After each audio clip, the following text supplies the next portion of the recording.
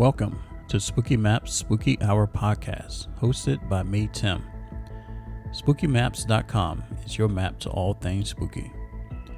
Have you ever seen something scary, paranormal, or unexplained and wanted to know if someone else has seen the same thing?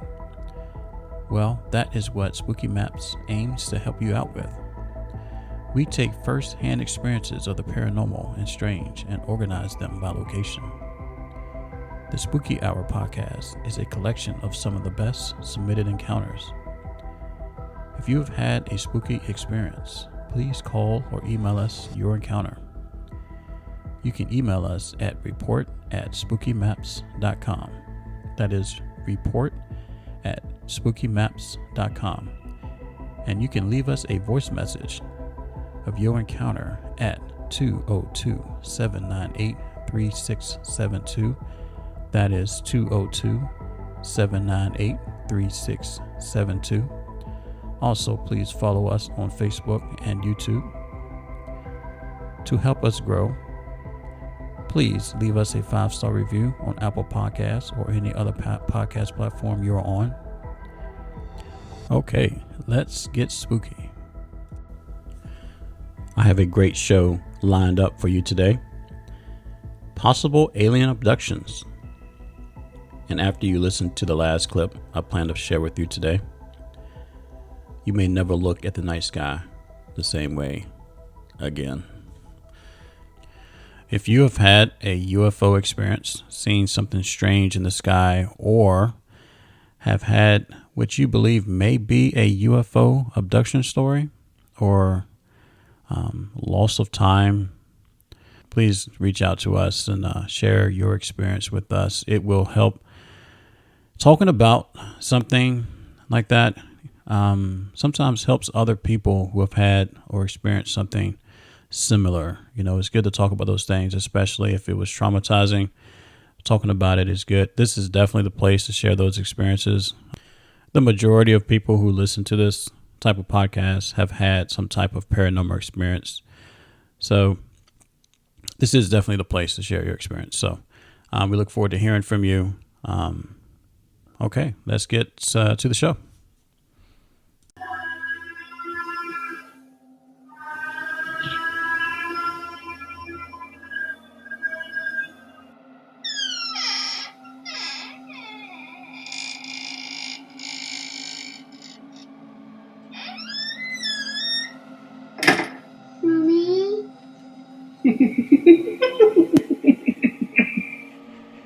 This is the Spooky Hour podcast.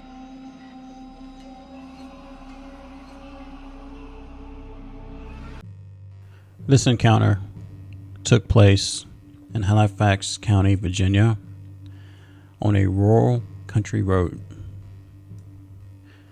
This is my personal UFO encounter. This happened on the road I grew up on.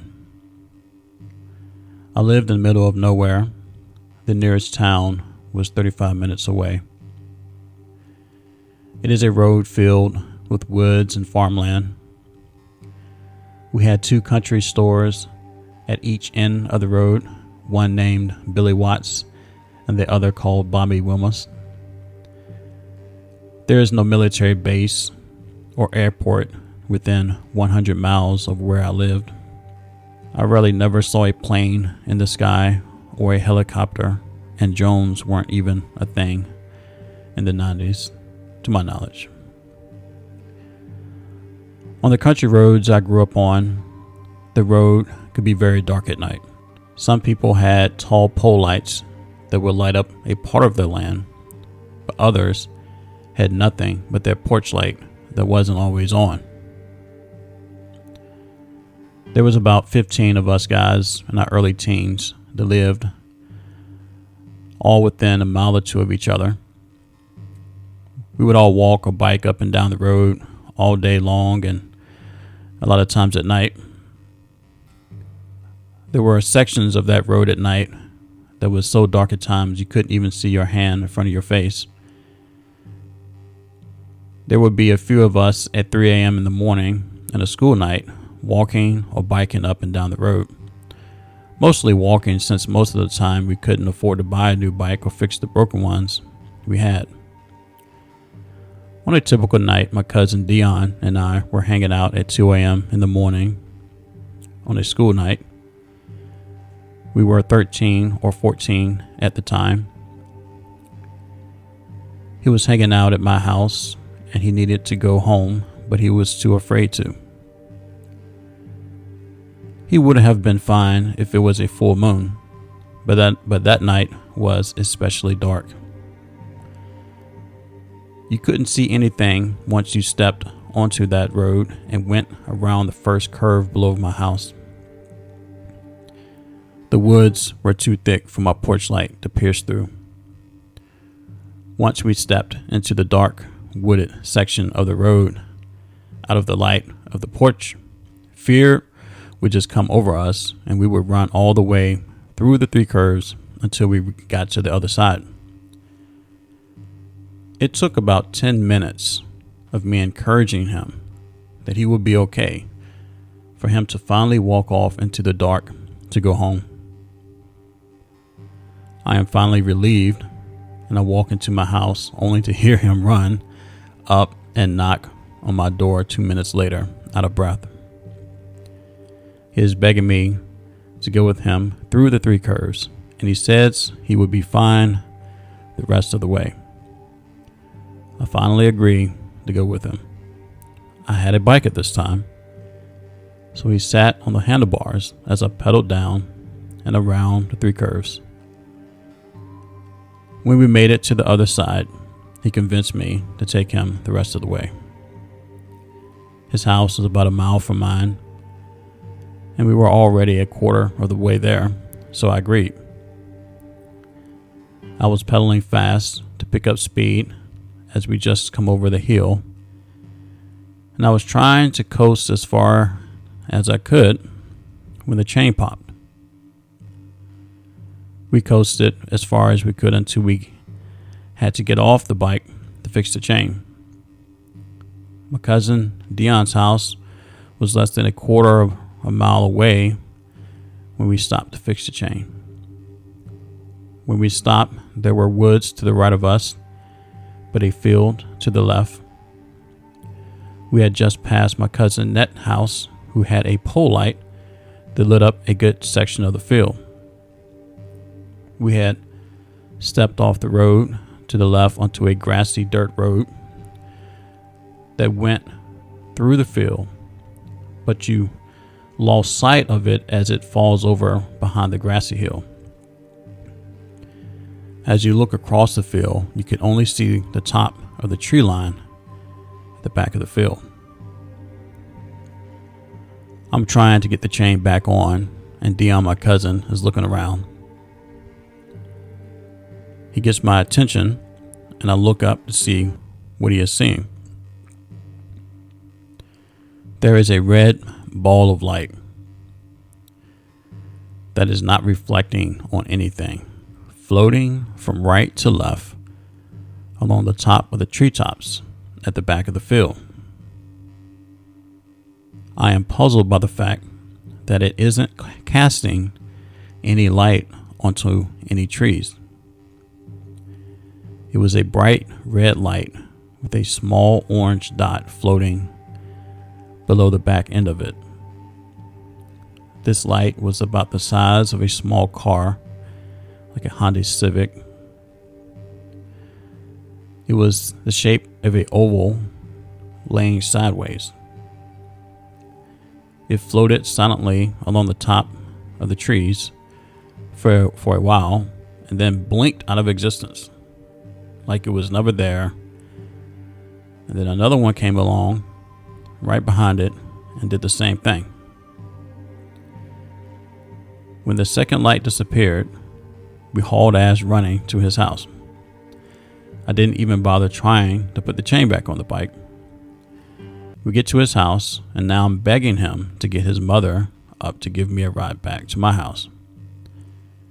I was not about to go home alone at this point.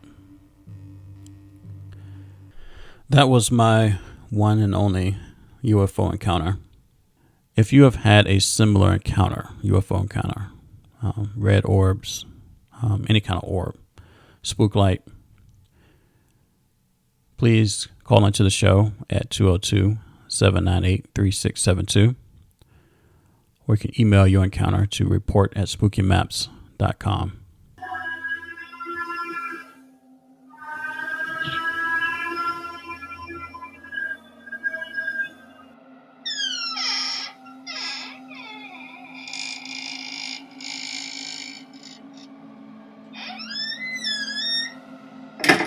Mommy?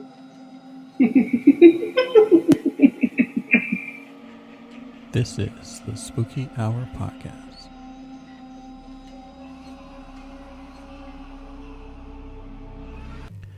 This encounter is from an unknown location.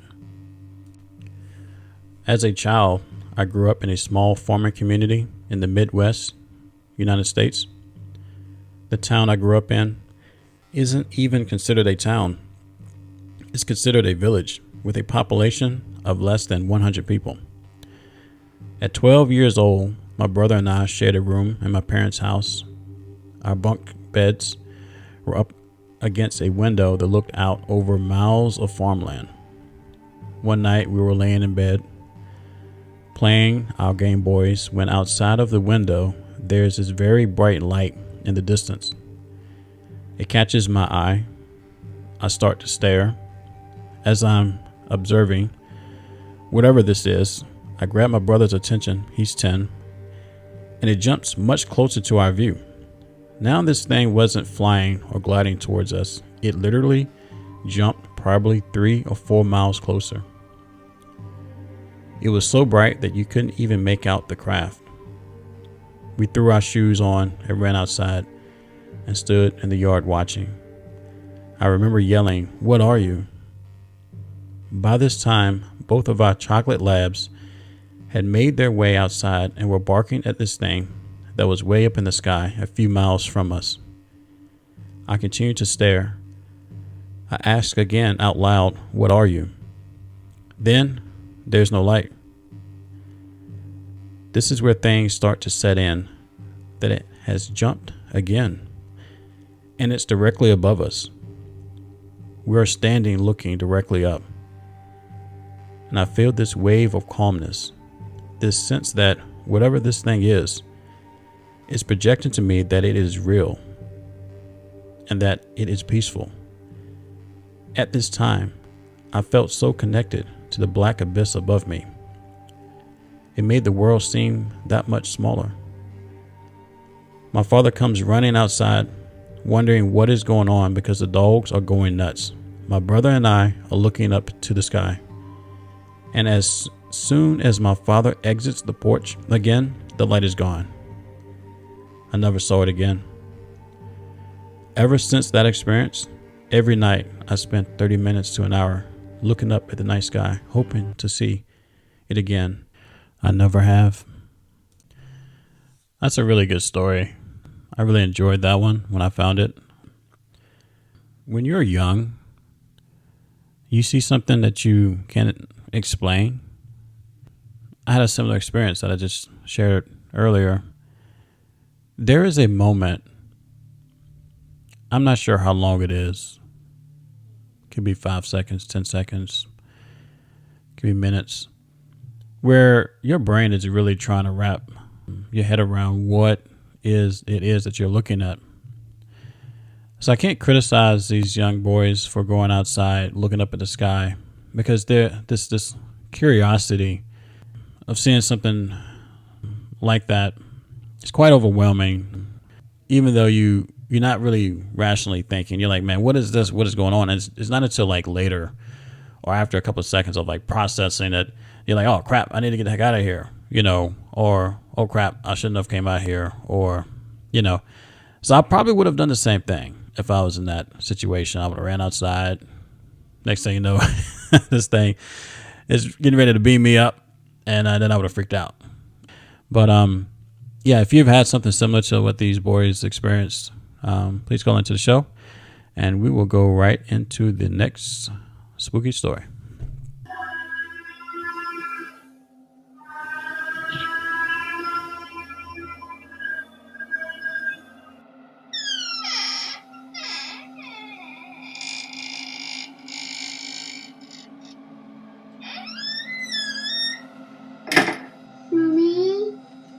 This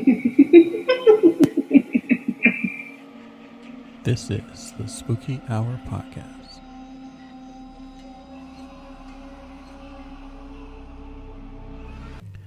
This encounter is from an unknown location. I'm a 23-year-old man, and I live a relatively normal life. Rewind back to when I was 7 years old, and a kid in my neighborhood had been abducted. Abducted by a person, that is. A 5-year-old boy was kidnapped through his open window on the second story. I lived in a pretty upscale neighborhood at the time, so things like that just didn't happen around that area. So it caused a lot of panic in parents around town. The panic obviously shifted to fear, and that fear was felt by us kids. And with the story on the news to back it up, it was enough to give any child nightmares. Fast forward a few months later, when the story kind of faded from news outlets, the panic slowly faded as well. I, however, would have nightmares sometimes about someone coming into my room and taking me. My parents would always check the locks on my windows and reassure me that I would be just fine. But the nightmares continued for some time. I recall one very specific dream that stood out from the rest, however. I was in my bed with my little brother's room next door and my parents' room down the hall. I was the last one awake because I went around the house crawling like a military man on a mission, trying not to get caught by my parents so that I could sneak into the living room and watch TV past my bedtime. Anyway, I had ended up falling asleep on the couch. Not something I did because that obviously would blow my cover in the morning. I remember waking up at the very early stages of morning, maybe 2 to 3 a.m. I turned off the TV and walked to my room. I laid down in bed, pulled the covers over my head, and I closed my eyes. Tap. I pulled my covers down instantly. Something just tapped on my window. I'll go into full panic mode, but I can't bring myself to move or scream. Tap. Now I'm hyperventilating. Something compelled me to pull my curtains back. I walked to the window, pulled the curtains back, and saw nothing. Before I go any further, I would like to make something clear. Growing up, I was very adventurous. This, however, was completely out of my comfort zone. Anyways, for some effing reason, I took my screen off my window, opened my window so that I could crawl out. Next thing I know, I am standing barefoot in my pajama bottoms in my sandy backyard. To this day, I can remember how weird I felt. What comes next is a blur. I remember walking down the road and seeing a house that was very distinctive because it had been struck by lightning 3 times in the last year and had nearly burnt to the ground each time. This house was several blocks away from my house, but still in the neighborhood. I remember a child's yellow slide coming from the second-story window down to the ground floor on the outside of the house. I proceeded to walk up to the house and make my way up the slide. As I started to get closer to the top of the slide, I could hear what sounded like a family having dinner. I got to the top and peeked inside. It was a family, but they were completely white with no distinctive facial features. I can't recall what I saw them doing, but I remember thinking they were vampires. Whatever I saw them do scared me to the point that I fell down into the house. I landed on my back. The room spun for a moment. The last thing I remember was three of them standing over me. It's now 7:30 a.m. The alarm clock rings. I am thanking God it was just a dream. I'll pull my covers down and wipe my eyes. Slide my feet to the side of my bed. My feet are filthy. That's odd. I take notice and proceed to stand up. I immediately crash to the floor when a sharp, lightning-like pain shot through my legs. I physically could not get up. I screamed for my parents, who initially thought I was making it up to get out of school. My dad had noticed my screen was missing from my window, and he gave me a stern look of disbelief when I told him I didn't know what happened. Once they realized I was in excruciating pain and couldn't stop crying, they took me to the ER for x-rays. This is when I got really freaked out. The x-ray showed a hole punch in my femur. Doctor said he'd never seen anything like it and had absolutely no idea what could have caused it. Dumbfounded, we left the hospital with pain meds and a follow-up appointment that would end up amounting to me making a full recovery. To this day, I don't know if that was a dream or if I actually experienced something truly extraordinary that night. I was wondering if anyone else has ever experienced anything similar. What a fascinating story. There's many things about this story that kind of creep you out. The tapping on the window. Wow. Okay. You go to the window. There's nothing there. Fears temporarily calmed. And then you find yourself standing outside, taking the screen off. Not in complete control, clearly, of what you are doing. Almost like being hypnotized. You're doing things that you normally would not do. Is there some type of device, something otherworldly being used on you to manipulate you, but also keep you somewhat in a state of calmness while you climb out your window at night into your backyard? Okay. This is where the story sounds like he is in a dream, is when he sees a slide coming from the house down the street. It sounds like something you would dream, correct? What if that memory was planted? Think about that. Like, what if that is a false memory? Maybe the mind was making something up to better handle or cope what you actually saw, what he actually saw, what he actually experienced. That is just a theory, but it's fun to think about. Fun to, you can creep yourself out even further if you go down that rabbit hole.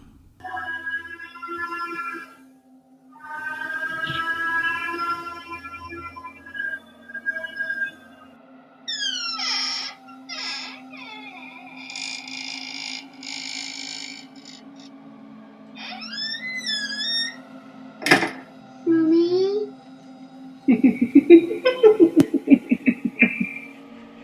This is the Spooky Hour Podcast.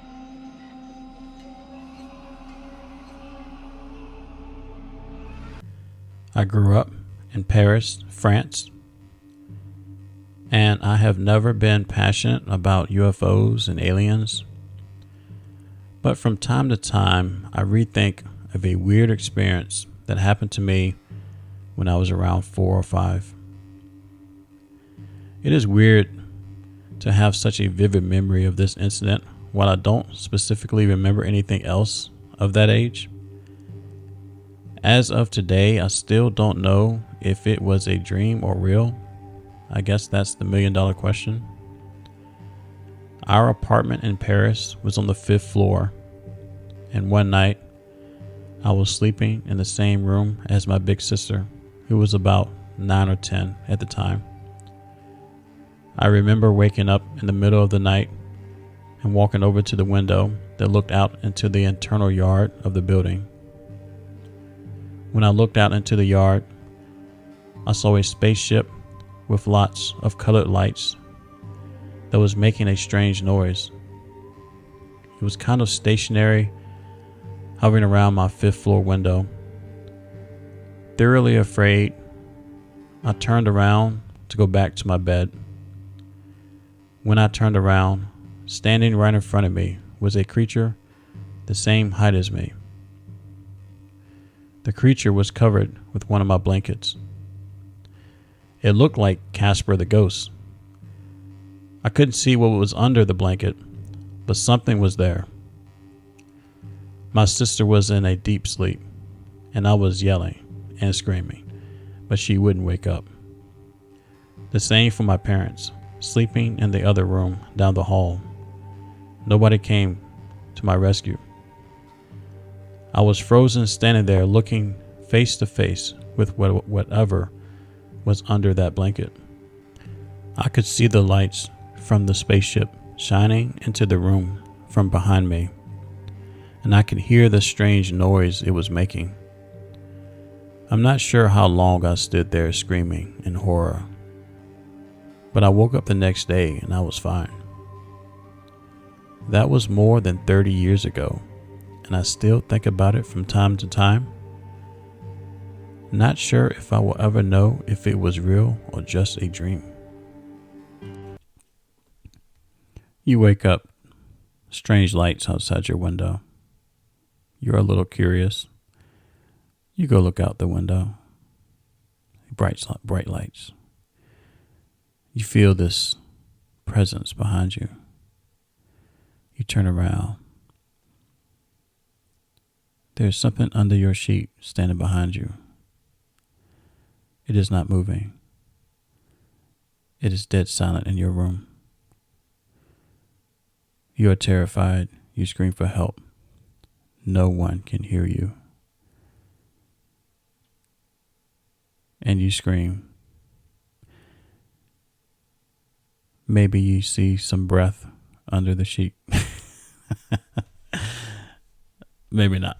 But that is freaking creepy. That is horror level.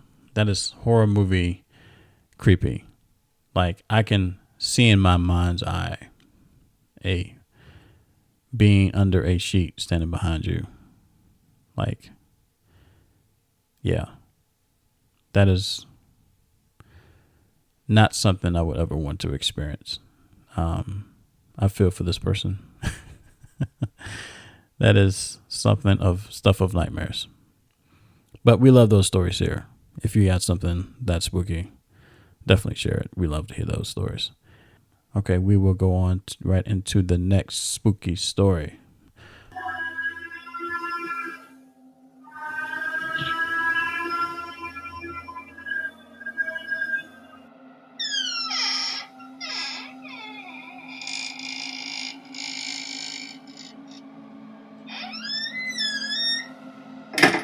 Mommy?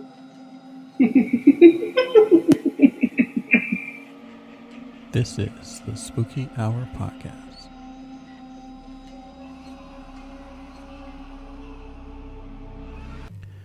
This encounter is from an unknown location. My fiance and I decided to grab some food and go to the beach one night. We picked up our food, drove to our spot, and sat and talked for a while. It was 12:14 a.m. when we decided to leave.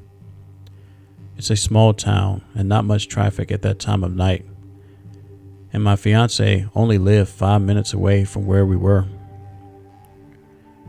We make it home after a minute or so, and I say, "That's weird. I don't even remember driving back. I must be tired." He says, I don't remember the drive back either. He then made some joke about aliens and memory loss, and I laughed for a second, which gave me the chills for some reason, but we both brushed it off. We checked the time as we head in. It's 12:45. An extra 20 to 25 minutes had gone by that neither of us remember. We start getting ready for bed, and I was questioning our time loss while also trying to make jokes of it. I'm on the bed as he goes to turn out the light. There's a slight vibration in the house. Then the noise started. It was like a hummingbird / ringing. Unlike anything either of us have ever heard. It felt like it was coming from above us, but it was also surrounding us. It was like something was right above the house. It's hard to explain. We were frozen in fear as the sound and vibration went on for what felt like forever, but was only like 30 seconds. I called my fiance's name multiple times for him to come over to me because I was terrified. He asked me if I could hear it too, and I told him yes. The sound finally went away, and my body was literally shaking in fear that night in bed. It's been almost 2 months, and I can't stop thinking about it. The following day, my fiance said he doesn't want to remember that night or even acknowledge it happened. He says he is scared and wants to pretend nothing happened. I am also terrified, but I wish I knew the truth about that night. Has anyone experienced something similar?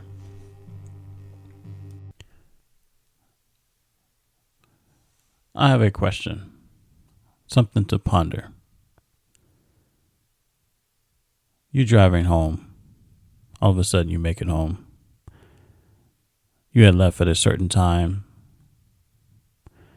Say it only takes you 15 minutes to get home. You get home, you don't remember getting home, but it is an hour later. You're like, where did the time go? If you're by yourself, you can just chalk it up to like, oh, maybe I looked at the time wrong. But when you are with someone and they experience the same thing, you can't chalk it off to, oh, I looked at the time wrong, when you both knew what time it was. Is it better to believe that you were wrong and assuming, is it easier for you, like, would you be able to deal with it easier? Thinking, hey, I just looked at the time wrong. But if you had another person to validate that you were not wrong, think about that. Like, then you actually have to admit that something strange actually did happen. If I had a situation where I had lost time, do I really want someone else to validate that I did lose time? Because now I have to come up with a theory to why I have lost time. And if you get online, those theories are not comforting theories. They're not. Yeah. So maybe just brushing it off as, oh, I looked at my time wrong, is probably the best thing for some people.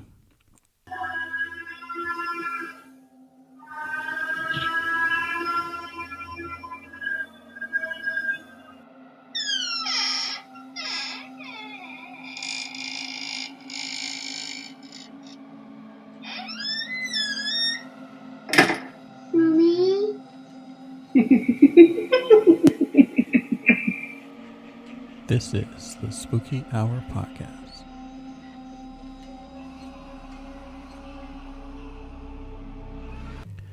This encounter is from an unknown location. I had fallen asleep pretty quick that night, but I was awoken suddenly around 2 to 3 a.m. My eyes shot wide open, and I saw this thing standing above me in my living room. It had a head like an owl with 6 black eyes. When the light from the TV hit its eyes, they had a shade of red.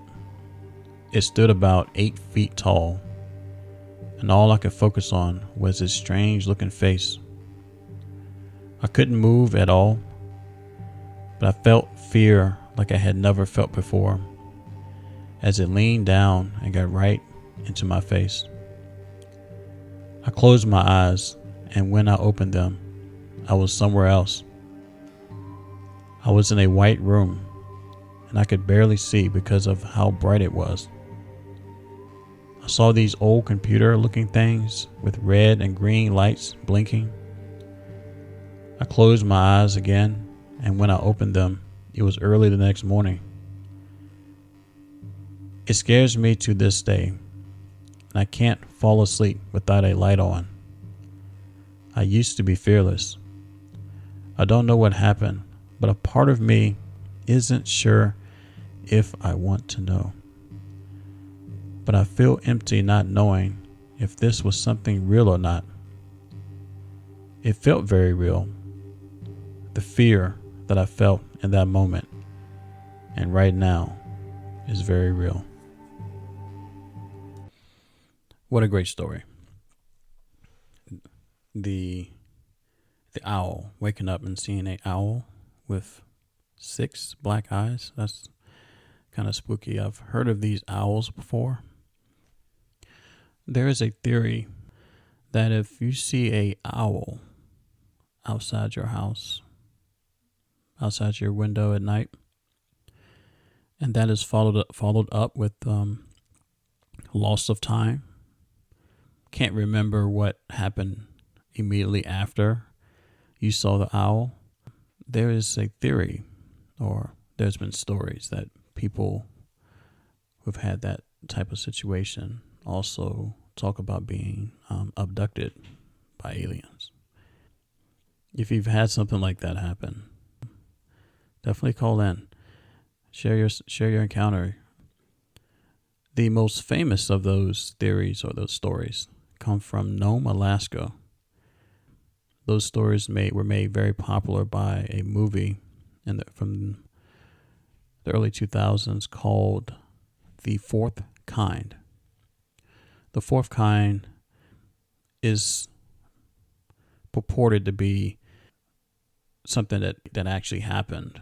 And the movie is a lady named Abigail Tyler who hypnotized some of her patients, and they report seeing an owl. And the movie goes into that, but I'm going to read a brief description of the movie, and I'm going to play some audio from one of the scenes and the trailer.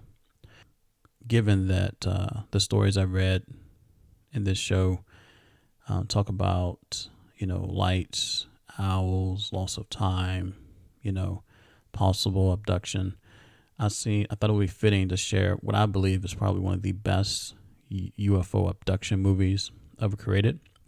And the fact that it supposedly based on true actual events. I'm a very skeptical person, but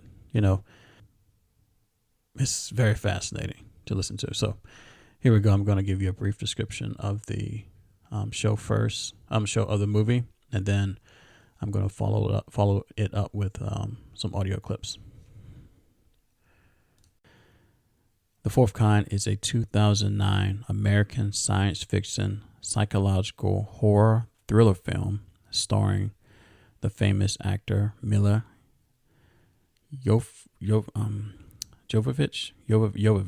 I believe. The film is a pseudo-documentary purporting to be a dramatic reenactment of true events that occurred in Nome, Alaska, in which a psychologist uses hypnosis to uncover memories of alien abduction from her patients and finds evidence suggesting that she may have been abducted as well. At the beginning of the film, spoiler alert, by the way, spoiler alert. If you're going to watch the movie, I will try not to give away too much, but I need to share this information. At the beginning of the film, Jovovich informs the audience that she will be playing a character based on a real person named Abigail Tyler, and that the film will feature archival footage of the real Tyler. The Abigail Tyler seen in the archival footage is played by Charlotte Milchard. And at various points throughout the film, the archival footage scenes and accompanying dramatic reenactments are presented side by side. In a reenactment of events occurring in August 2000, Abby's husband, Will, is mysteriously murdered, leaving her to raise their two children, Ashley and Ronnie. Abby tapes hypnotherapy sessions with patients with shared experiences of a white owl staring at them as they sleep before creatures attempt to enter their homes. Her first patient, Tommy Fisher, leaves in shock. That night, Abby is called by the police to Tommy's house, where he holds his wife and two children at gunpoint. He states that he remembers everything and asks what Zimba Uter means. Despite Abby's pleas, he murders his family and commits suicide. After hearing the similarities in their stories, Abby suspects that these patients may have been victims of an alien abduction. There is evidence that she herself may have been abducted when an assistant gives her a tape recorder which plays the sound of something entering her home and attacking her. The attacker speaks an unknown language, and Abby has no memory of the incident. Abel Campos, a colleague from Anchorage, is suspicious of the claims. Later, Abby calls upon Dr. Awolowo Odusami, a specialist in ancient languages, who was a contact of her late husband, to identify the mysterious language on the tape. Odusami identifies it as Sumerian. Another patient, Scott, wishes to communicate. He admits that there was no owl and speaks of them, but cannot remember anything further, and begs Abby to come to his home to hypnotize him. Under hypnosis, he suddenly jerks upright and begins hovering above his bed, with a voice speaking through Scott. Orders Abby in Sumerian to immediately end her study. Later, Sheriff August arrives, telling her that Scott is completely paralyzed from the neck down. Believing Abby is responsible, August tries to arrest her, but Campos comes to her defense and confirms her story. August instead places her under guard inside her house. Dashcam footage of a police officer watching Abby's house shows a large black triangular object flying into view.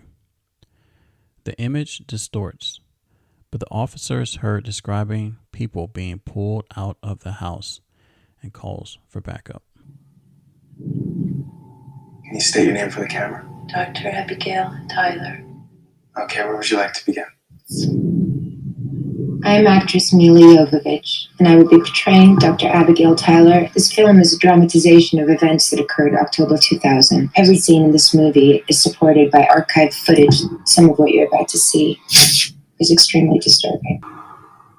I wake up in the middle of the night almost every night. There's nothing unusual waking you up. There's one thing. There's an owl at my window. An owl? His eyes are big. A white owl. Just looking at me. Had you ever seen it before, Tommy? When I was a kid, just staring at me. I've seen it a lot. Every night this week.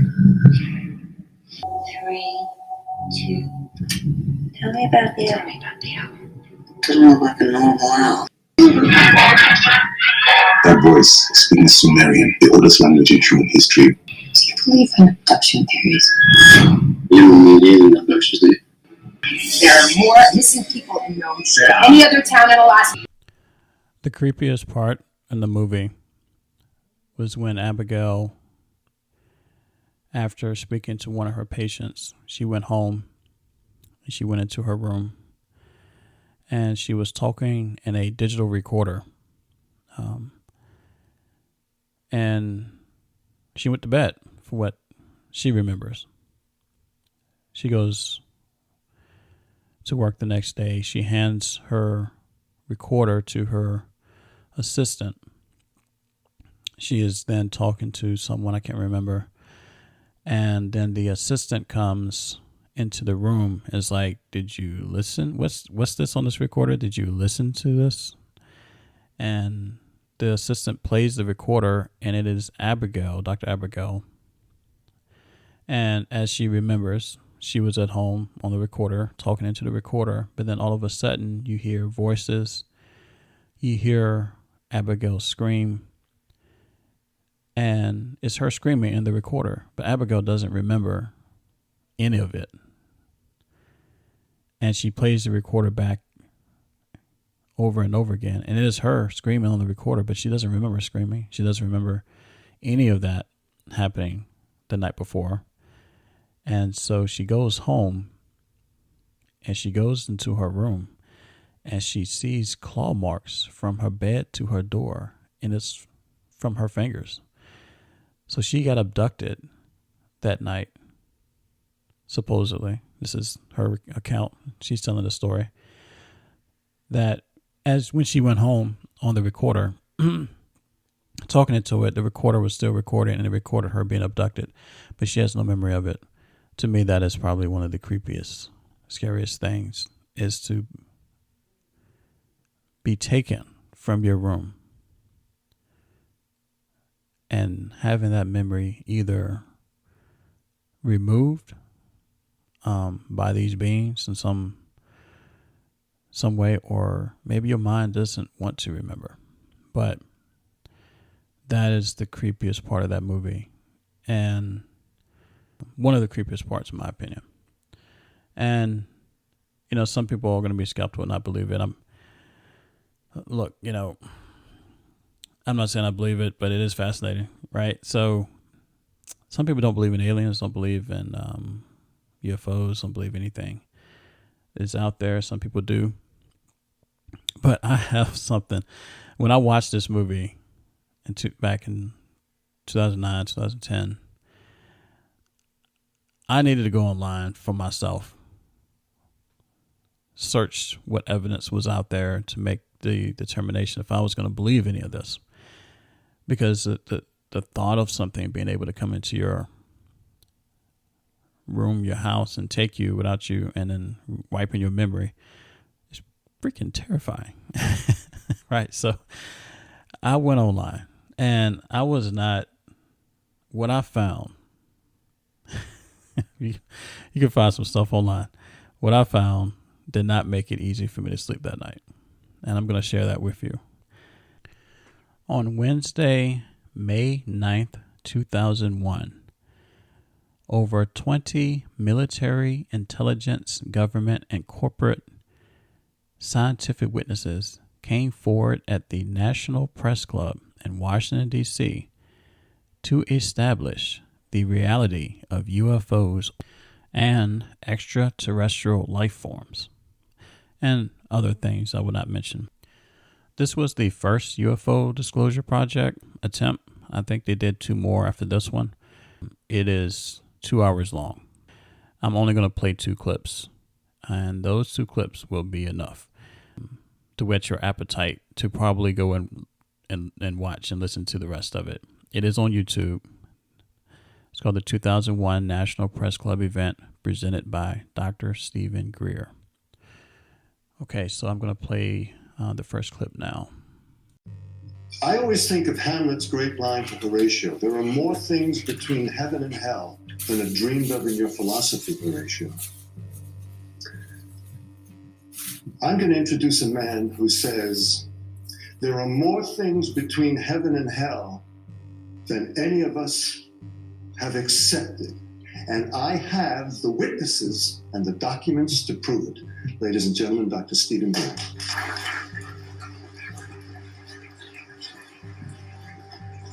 Thank you very much, John. Members of the press, the American public, and people of the world. We are here today to disclose the truth about a subject that has been ridiculed and questioned, denied for at least 50 years. The men and women who are on this stage and the some 350 additional military intelligence witnesses to the so-called UFO matter and extraterrestrial intelligence can prove and will prove that we are not alone. I would like to thank Sarah McClendon, who is with us today, the famed White House correspondent, for her sponsorship of this meeting. Thank you very much, Sarah. In 1993, a group of military advisors to this project and I met out in the countryside in Virginia. And we decided that it was time for civilians, military, intelligence, and other people to come together to disclose the truth about the subject which is called UFOs. Since that time, I have personally briefed a sitting director of Central Intelligence, James Woolsey, President Clinton's first CIA director. I have personally briefed the head of the Defense Intelligence Agency, the head of Intelligence Joint Staff, members of the Senate Intelligence Committee, many members of Congress, members of the European leadership, the Japanese cabinet, and others. And what I have found is that none of them are surprised that this is true, but they are uniformly horrified that they have not had access to these projects. We can establish through these witnesses whom we have identified, which now number over 400, and these are people who have been inside the CIA, NSA, NRO, Air Force, Navy, Marines, Army, all divisions of the intelligence and military community, as well as corporate witnesses, contractors to the government. And these are folks who have been involved in so-called black budget or covert unacknowledged projects. These unacknowledged special access projects, the reason we are coming forward now is that we are asking for the US Congress and for President Bush to move towards an official inquiry and disclosure on this subject. It has the most profound implications for the human future, for the US national security, and for world peace. We can establish through this testimony that these objects of extraterrestrial origin have been tracked on radar going thousands of miles per hour, stopping and making right-hand turns. That these objects have landed on terra firma, at times have been disabled, and have been retrieved specifically by teams within the United States. That extraterrestrial life forms have been retrieved and their vehicles have been taken and studied thoroughly for at least 50 years. We can prove through the testimony and documents that we will be presenting that this subject has been hidden from members of Congress and at least 2 administrations that we are aware of, presidential administrations. This is the beginning of the campaign for disclosure. And in a memo that I wrote to President Bush last week, I've stated that this campaign will persist until our goals are met, and they are as follows. This is a matter of the most pressing import. It has been ridiculed, yes, I know many in the media would like to talk about little green men. But in reality, the subject is laughed at because it is so serious. I have had grown men weep who are in the Pentagon, who are members of Congress, and who have said to me, what are we going to do? Here's what we will do. We will see that this matter is properly disclosed, and these courageous witnesses, the first 21 of over 100 that we have already interviewed on videotape, have stepped forward to speak the truth. Now, I expect people to be skeptical, but not irrationally so, because these men and women have come forward and they have their credentials, they can establish who they are, and they have been first-hand witnesses to some of the most important events in the history of the human race. As was pointed out to me by some of the men here, they were charged with handling the nuclear weapons of the United States. Their word was trusted on everything of great importance for the national security. We must trust their word now. As Monsignor Balducci said at the Vatican, in an interview I had with him recently, it is irrational not to accept the testimony of these witnesses. So please be skeptical, but that is not the same as prejudiced and closed-minded. This is a matter of great importance, and I ask the media, the scientific community, and the political community to look seriously at this matter and to do the right thing for humanity and for our children. We have available for the media and for members of Congress a nearly 500-page briefing document with transcripts from dozens of these top secret witnesses. We have a 4-hour videotape summary. It's not a commercial product, I'll warn you, from this project of the 120 hours that we have in interviews so far.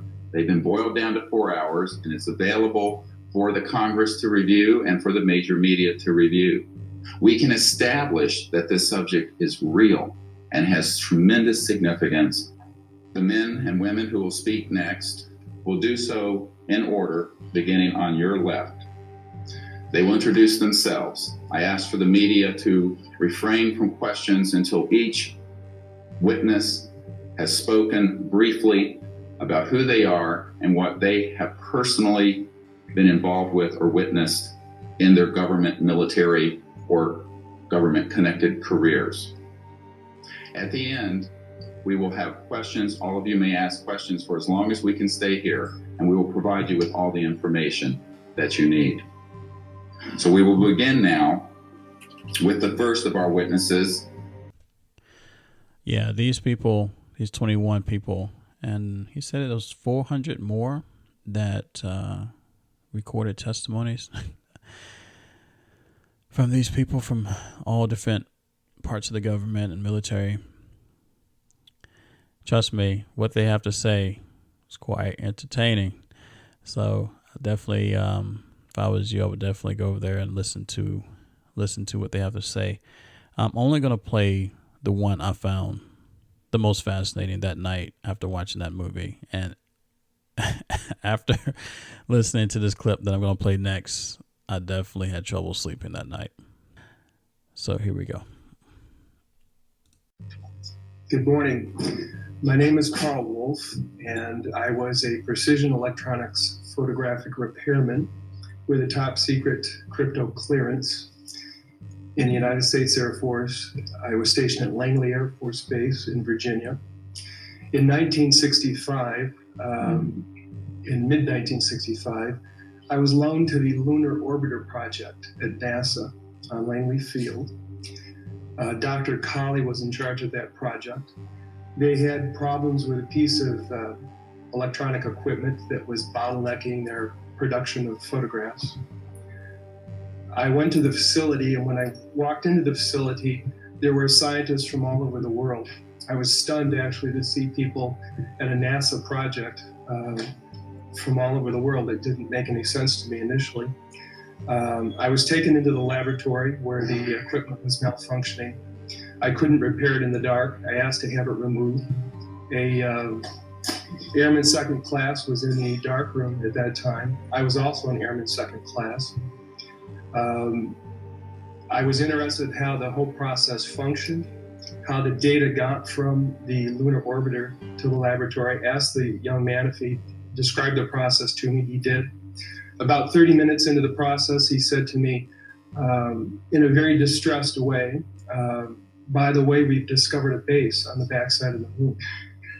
And then he proceeded to put photographs down in front of me, and clearly in these photographs were structures, mushroom-shaped buildings, spherical buildings, and towers. And at that point, I was very concerned because I knew we were working on compartmentalized security. He had breached security, and I was actually frightened at that moment. And I did not question him any further. And a few moments later, someone did come into the room. I worked there for 3 more days, and I remember going home and naively thinking, I can't wait to hear about this on the evening news. And here it is, more than 30 years later, and I hope we hear about it tonight. And I will testify under oath before Congress that what I'm saying is the truth.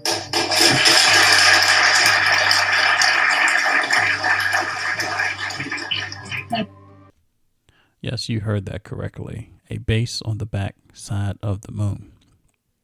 Are you serious? That is crazy to think about.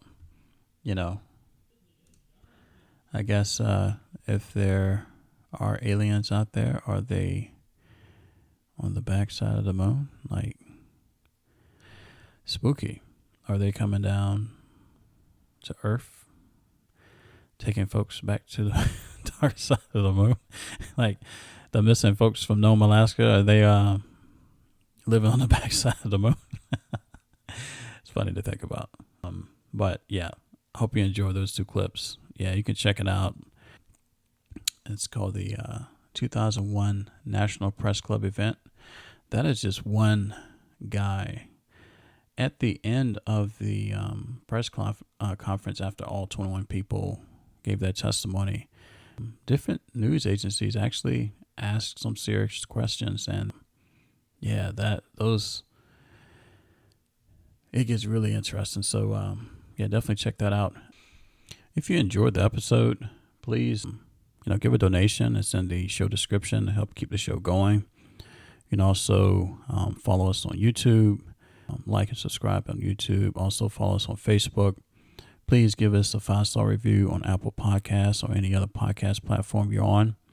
And also, call into the show. Leave your encounter. Also, all the contact information for his email and phone number can be found in the show description. And thank you for joining us. Spooky Map, Spooky Hour podcast is written and produced by me, Tim. All media used in this production is done so under the protection of fair use.